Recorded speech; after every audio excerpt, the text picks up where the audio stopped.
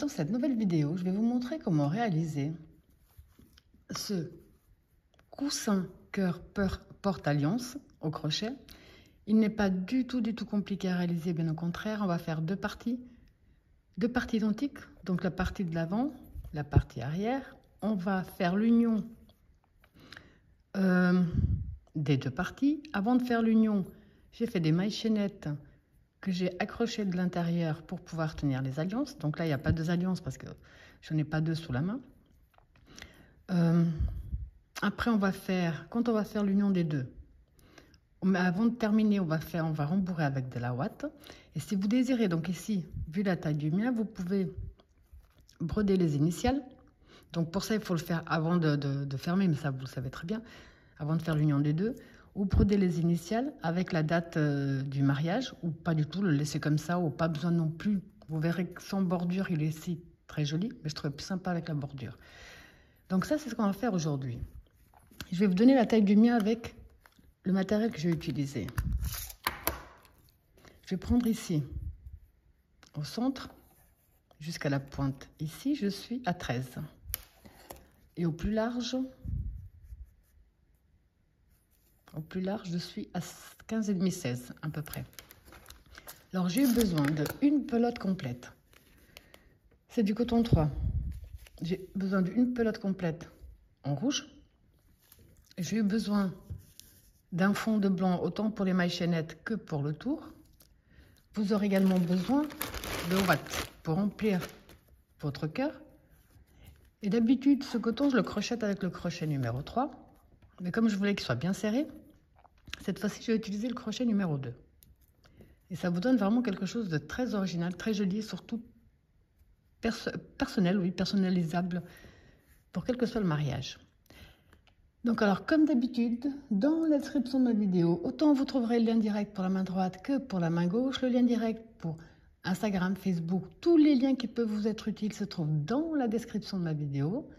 Pour ceux et celles qui ne sont toujours pas abonnés à ma chaîne, surtout n'hésitez pas à cliquer sur s'abonner, c'est gratuit, et à partager un maximum les vidéos. Alors comme je vous ai dit, on va le faire en deux parties. J'ai déjà fait la première, maintenant on va faire la deuxième ensemble. On va commencer par le nœud de base. Ça veut dire qu'on positionne son fil dans ce sens-là. On fait le tour de son doigt. On sort un peu la boucle, on passe le fil sous la boucle. Avec le crochet, on va le chercher, on tire dessus. Là, on va faire 4 mailles chaînettes. 4. On va passer la première maille, et la première sous le crochet, on va dans la deuxième. Là, on va faire une maille serrée. Une maille serrée dans la suivante, ça en fait 2. Et une maille serrée dans la suivante et dernière, ça en fait 3. Voilà. Alors le prochain tour qui sera le deuxième, ça va être le tour qu'on va répéter en permanence jusqu'à voir la taille que l'on désire. Donc ça va être la partie où on va faire les augmentations ici sur les côtés. On va les démarrer tous de la même façon, les terminer tous de la même façon. On va faire une maille en l'air. On va tourner notre travail. Ici, dans notre première maille, on va faire 2, donc on va faire une augmentation, et dans la dernière également. Donc ici, on en fait une, dans la même, on fait une deuxième. Dans la suivante, on en fait une, et dans la dernière, on en fait 2. De 3, on est passé à 5. Une maille en l'air, on tourne. On rentre dans notre première maille sous le crochet. On fait une et une deuxième. Ensuite, on fait maille serrée sur maille serrée.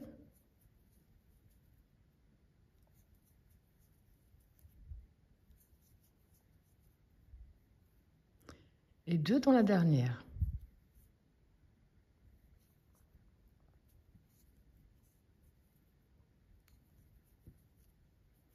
On a commencé avec 3. De 3, on est passé à 5. Là, on se trouve à 7 mailles serrées. Ça, je vais bien le fermer. C'est le tour qu'on va répéter jusqu'au moment, pour faire la taille du mien, où on a 33 mailles serrées. Donc, je vous montre une dernière fois. Une maille en l'air. Vous verrez qu'il est vraiment très simple et très rapide. Dans la première, on en fait 2. Ensuite, maille serrée sur maille serrée.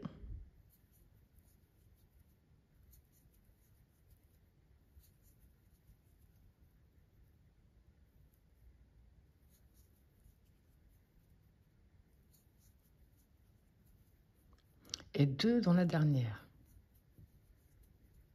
Donc là, on a 9 mailles serrées. Une maille en l'air, on tourne. 2 dans la première.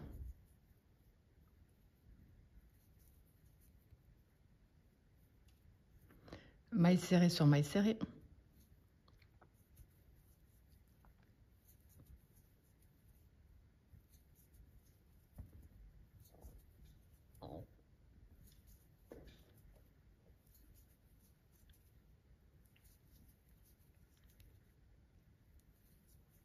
Deux dans la dernière. Donc là, on a 11 mailles serrées au total. Vous allez répéter la même chose jusqu'à ce qu'on ait, pour la taille du mien, 33 mailles serrées. Alors ici, je suis arrivée au stade où j'ai 33 mailles serrées. Maintenant, on va arrêter les augmentations. Vous pouvez continuer en fonction de la taille que vous désirez. Là, on va faire, en tout cas pour le premier modèle, j'ai fait 12 rangs, simplement maille serrée sur maille serrée. Donc la maille en l'air, ça ne change pas. On tourne, et puis là, je vais simplement faire une maille serrée dans chaque maille serrée sur 12 rangées.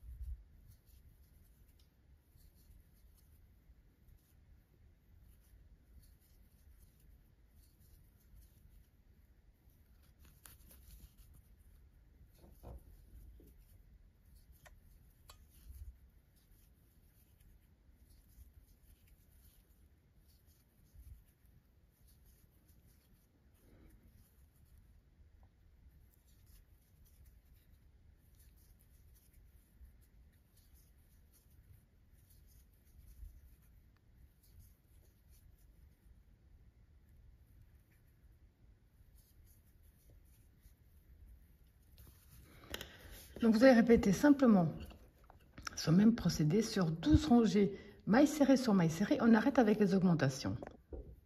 Alors ici, j'ai fait 12 rangées simplement en maille serrée sur maille serrée. À ce stade, j'ai toujours 33 mailles serrées. Comme je vous ai dit, vous pouvez faire encore plus de rangs si vous le désirez. Alors maintenant, ce qu'on va faire ici sur la moitié d'un côté, c'est ce qu'on va faire ensuite sur l'autre moitié. On va arrêter, on va reprendre les diminutions au début et au centre. Pour ça, on va faire une maille en l'air. On va tourner. On va faire une diminution au début. Ça veut dire que on rentre dans la première, on ramène. On rentre dans la suivante, on ramène. Un jeté à travers le tout. Là, si vous voulez, c'est plus simple de marquer. Enfin, moi, personnellement, je vais marquer parce que je me connais. Ok. Maintenant, on va faire 13 mailles serrées de suite.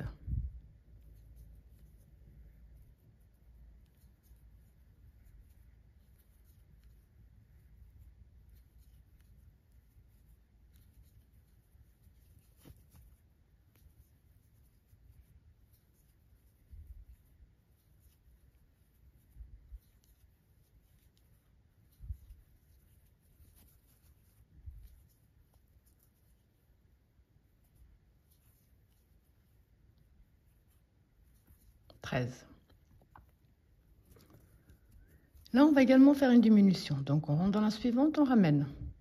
Dans celle qui suit, on ramène. Un jeté à travers le tout. Ce qu'on vient de faire là, c'est ce qu'on va répéter jusqu'au moment où on va avoir 5 mailles serrées. Donc, une maille en l'air, on tourne. On va commencer par la diminution. Donc, on rentre, on ramène. On rentre, on ramène. Un jeté à travers le tout. Là, on va faire maille serrée sur maille serrée et on va faire une diminution dans la dernière.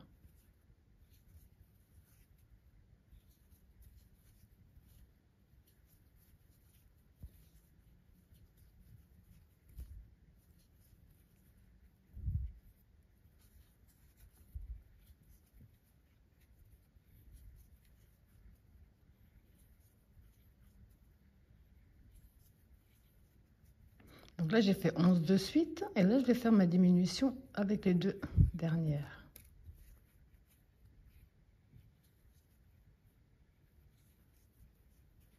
On reprend une maille en l'air. On commence par la diminution.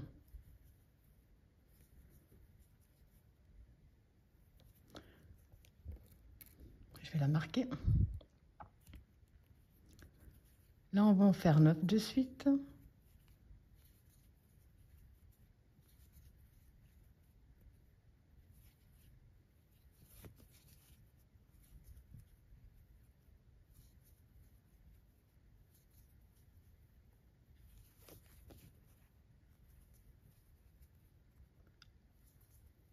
Huit, 9 et la diminution. Maille en l'air, on tourne. On commence par la diminution. Si vous voulez, on peut marquer la première. Là maintenant, on va faire 7 mailles serrées de suite.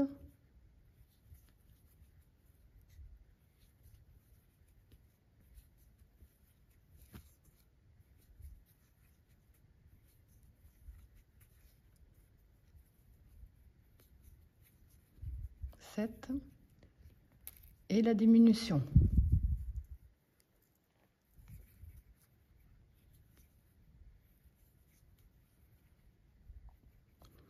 Une maille en l'air, on tourne. On commence par la diminution.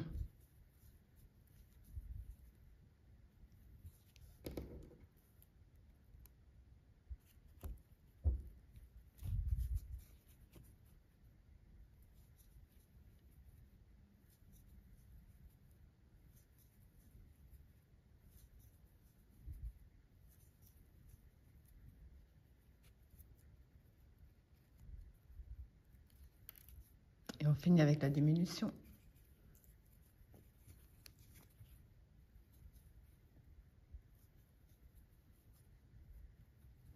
La maille en l'air, on tourne. On commence avec la diminution.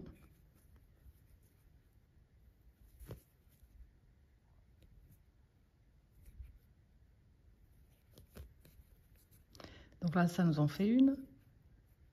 Ici, on va faire la 2, la 3, la 4 et on finit avec la diminution.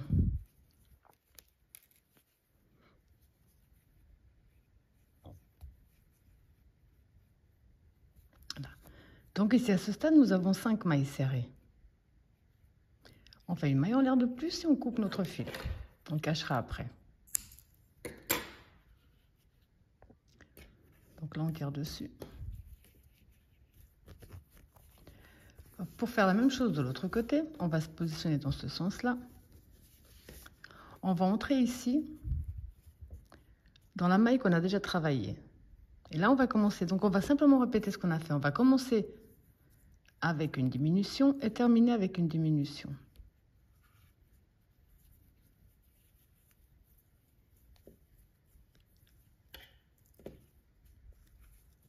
Je vais coincer mon fil avec. Donc, on rentre ici dans la première. On revient, on ramène. On va dans la suivante, on ramène.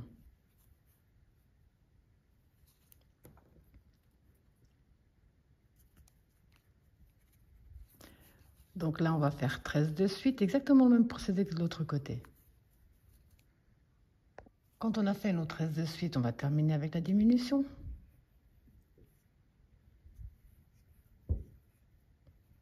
Et on va reprendre une maille en l'air, diminution, maille serrée sur maille serrée, diminution. Et ça, jusqu'à ce qu'on arrive de nouveau ici, au stade d'avoir 5 mailles serrées. Donc ici, nous avons les deux parties à l'identique. J'ai caché mes fils. On n'a pas ni d'endroit ni d'envers. Donc j'ai caché mes fils, par exemple, ici de ce côté-là. Donc cette partie-là va vers l'intérieur. Et là, j'ai caché mes fils de ce côté-là. Donc je vais mettre celle-là également vers l'intérieur. Avant de continuer de faire l'union, j'ai beau chercher, j'ai pas trouvé de ruban. Alors j'ai fait une centaine de mailles chaînettes. Je sais pas si ça va être trop grand ou trop petit. Je verrai. Si c'est trop grand, je prends des fers. Je vais prendre un de 2 cœurs. Et je vais peut-être me placer peut-être par là. Ici au centre.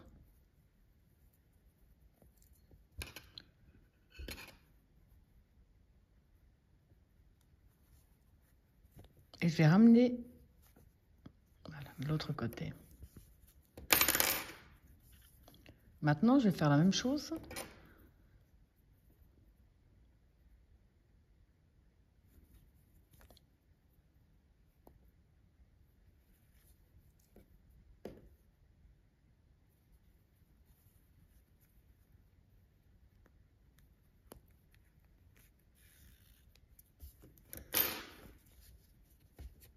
Ici.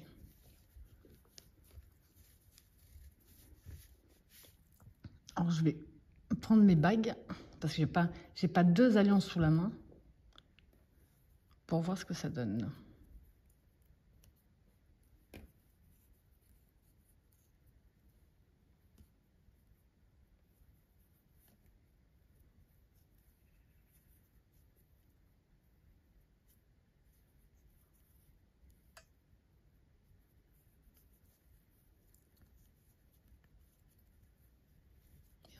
Et je vais faire un petit nœud pour voir. Il faudrait juste que je fasse un petit peu mieux mon nœud, mais ça va aller. Donc là, en fait, ça me convient assez. Puis il nous reste encore de la place ici pour graver quelque chose. Alors maintenant, on va faire l'union des deux. Alors si vous désirez broder quelque chose, c'est maintenant. Maintenant ici, vous pouvez broder peut-être les initiales ou la date de mariage. Ou simplement la date, c'est vraiment à vous de voir. On va donc prendre ici au centre, là on a fait les diminutions à chaque fois, et prendre de l'autre côté, également au centre, et on va faire, donc là, on ramène, je vais quand même malgré tout faire un nœud, je cacherai mon fil après à l'intérieur, on va simplement unir les deux côtés avec des mailles serrées, tout le côté, enfin tout le tour du cœur. Et avant d'arriver ici à la fin, on va faire mettre le rembourrage. Juste pour pas qu'il bouge, je vais quand même mettre ici.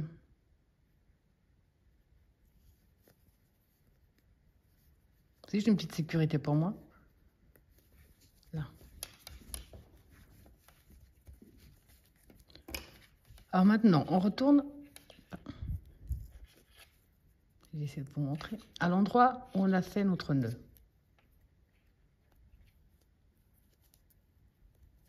On ramène. Là, il n'y a pas de quoi se tromper parce que comme on a les mêmes mailles, on va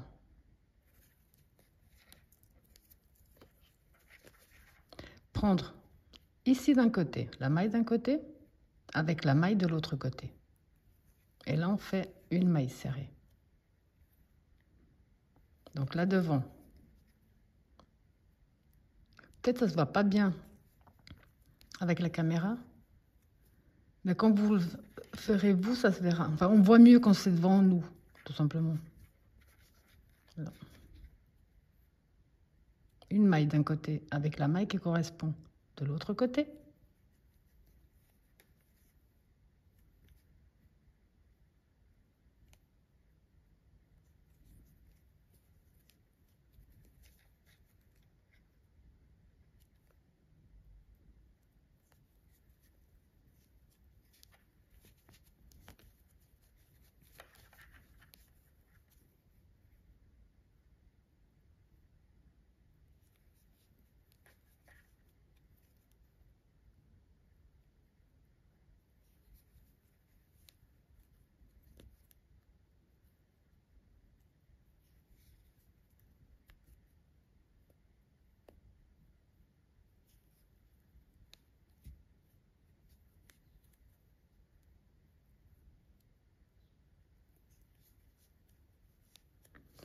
Donc ça, vous avez compris.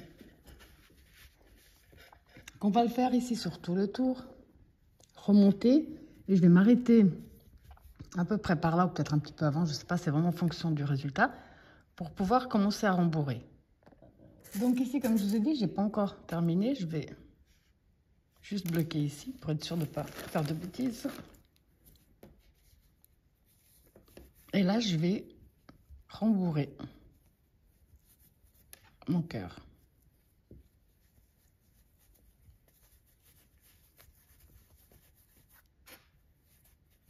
Dès que vous avez fini de le rembourrer, ben vous terminez simplement les mailles serrées ici entre eux.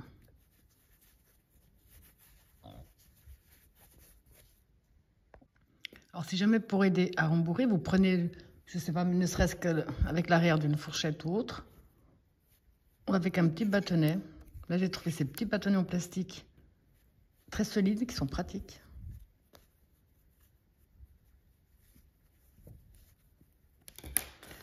Donc, je vous laisse terminer de rembourrer. Ensuite, terminez ici vos mailles serrées. Et on se retrouve après. Donc, ici, avant de fermer pour de bon, profitez, tant que c'est ouvert, pour cacher votre fil à l'intérieur. Là. Puis là, on va essayer de le passer gentiment sous une maille ou deux. Sans passer de l'autre côté.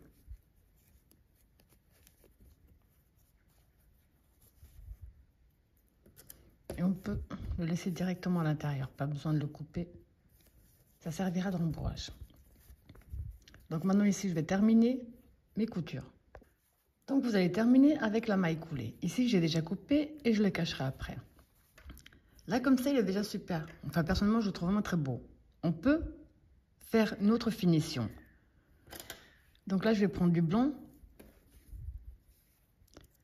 et je vais m'introduire dans n'importe quelle maille serrée. Je cacherai ça après.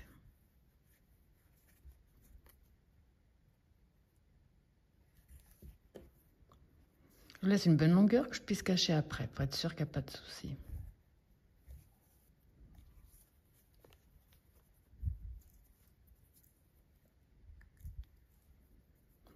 Alors là, ce que vous pouvez faire sur tout le tour, mais c'est optionnel comme tout le reste. Donc maintenant, on rentre dans l'espace où on s'est accroché, on ramène. Là. Je vais profiter pour coincer mon fil. Je vais faire une maille en l'air, même espace, maille serrée. Je vais passer une, je vais dans la 2. Je fais une maille serrée. Une maille en l'air, même espace, maille serrée. Je passe une, je vais dans la 2. Maille serrée. Une maille en l'air, même espace, maille serrée. Je passe une, je vais dans la 2. Maille serrée. Une maille en l'air, même espace, maille serrée. Je passe une, je vais dans la 2.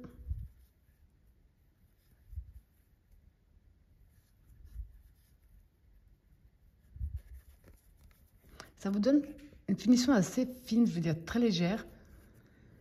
Mais vous pouvez faire toute autre finition qui vous plaira à vous. Ne pas en faire du tout. Donc moi, ce procédé, je vais le répéter sur tout mon cœur jusqu'à ce que j'arrive là. Je vais terminer avec une maille coulée, couper et cacher les fils qui me restent. Donc après avoir terminé avec la maille coulée et bien caché tous vos fils, ça vous donne ce superbe résultat. Je le trouve vraiment très beau, très mignon. Voilà, j'espère que ma vidéo vous a plu et je vous dis à bientôt.